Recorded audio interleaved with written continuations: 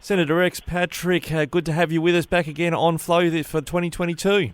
Good morning and Happy New Year. And look, it's really good to be back on.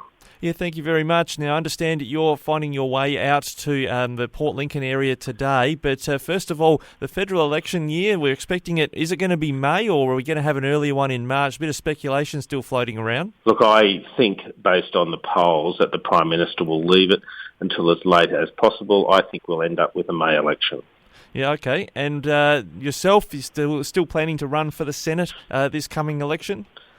My focus has and always has been the Senate. Of course, I have indicated in the past that if Nick Xenophon were to run for the Senate, him being my former boss and someone who handed me the Senate seat when he departed, I'd feel a little bit uncomfortable about running against him.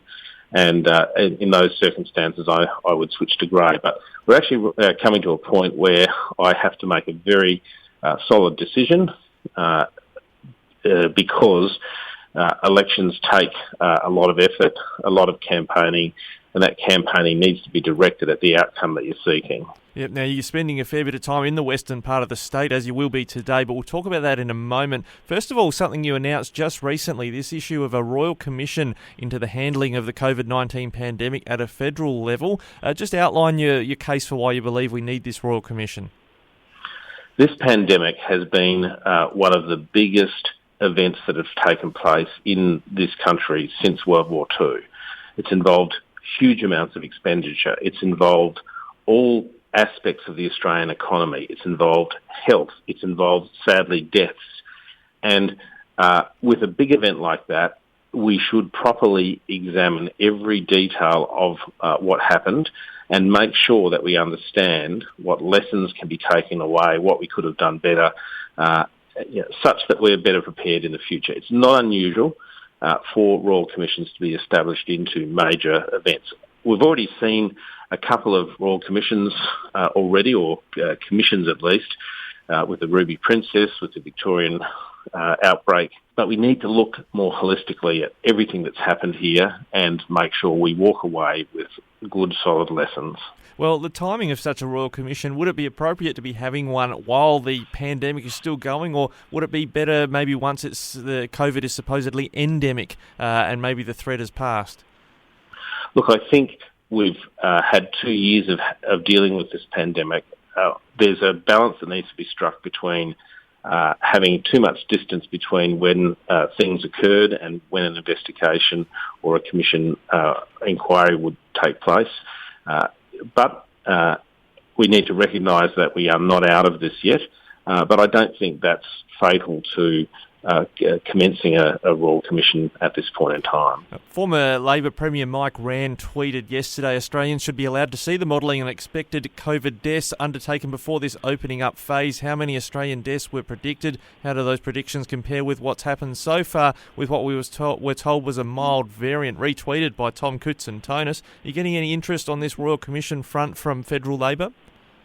Well, in actual fact, there are some Labor MPs who have already indicated support. Yesterday, I wrote both to the Prime Minister and to Anthony Albanese, suggesting that with the budget coming out, we need to set aside funding to carry out a Royal Commission.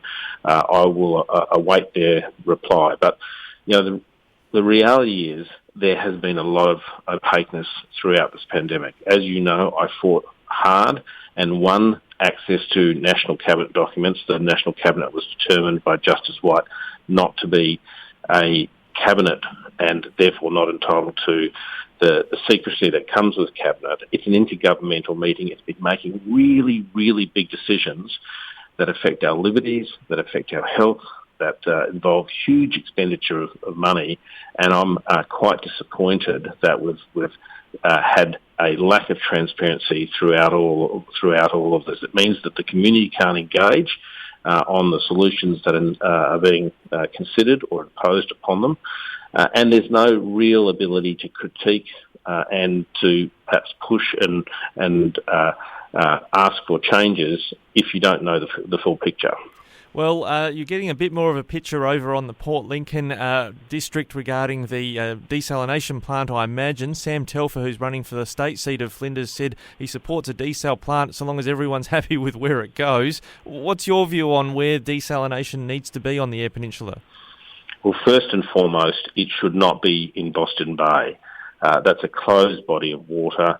Anyone who stands on the foreshore of Port Lincoln and looks out to see will, in actual fact, not be able to see much ocean because the whole of Boston Bay is surrounded by islands. It's not the right place.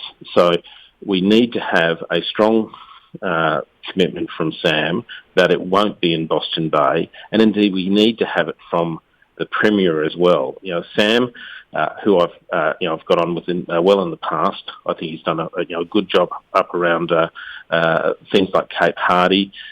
Needs to understand that the community does not want the desal plant to be in Boston Bay, and his job as a prospective MP is to make sure he carries the messages from Port Lincoln and surrounds the lower EP back to Adelaide, and not just take Adelaide's message back to the EP.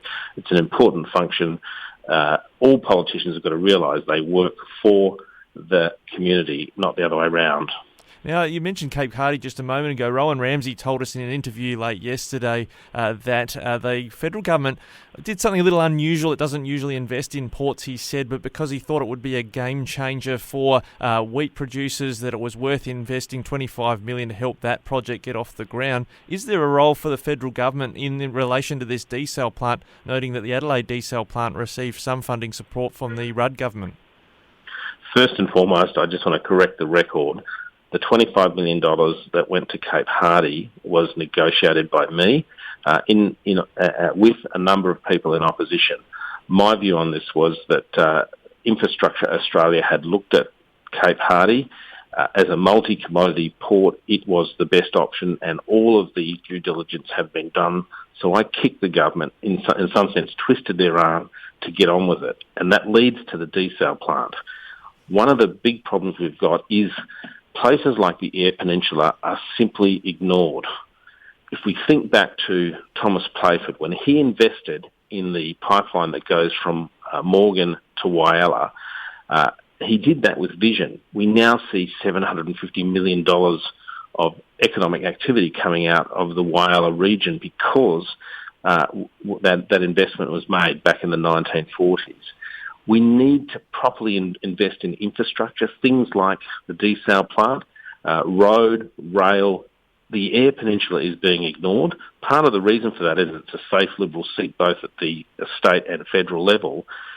And there's just so much that could be done on the Eyre Peninsula that would bring about jobs and wealth for everyone, but for the lack of investment by the federal and state governments.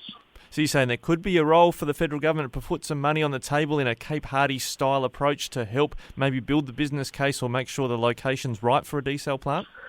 I actually wrote to Simon Birmingham requesting that the federal government get involved. The problem we've got with the desal plant is the state government announced that they were putting in a desal plant. They announced about $95 million for that to occur, and then they realised that the original site that they wanted to put it at Sleaford can't be done for that amount of money. So instead of looking for the right place to put it and fund it properly, they've basically found a place that fits the budget. Water is a key investment. You can't do anything without it, and if the federal government is serious about investing about a future for the Eyre Peninsula, you have to have water, and not just water that meets today's needs. We need a desal plant in the right location that is basically able to support growth across the Eyre Peninsula for the next 2 to 3 decades.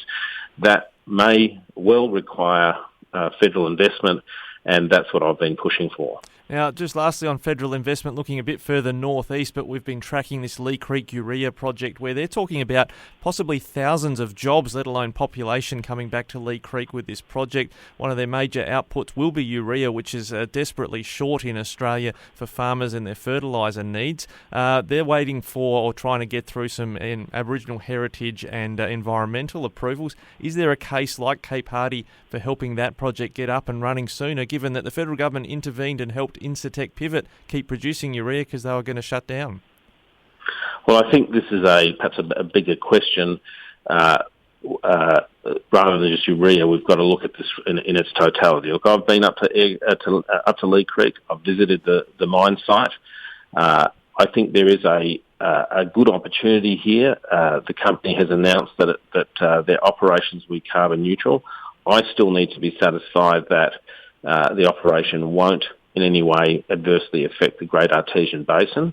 But it is a project that is worthy of looking at. And, I have, as I said, been up there, and the company, I think, is now ready to move. And I think all levels of government should be engaging the company, making sure not just that we look after Indigenous people, that's really important, but we've got to make sure we've got all the right environmental safeguards in place. And again, make sure that we can properly support the community as it would grow in order to meet the jobs demand. Well, Senator X. Patrick, great to cover a whole range of topics there. Have a good trip to Port Lincoln. We'll catch you again soon. Thank you very much, Ricky.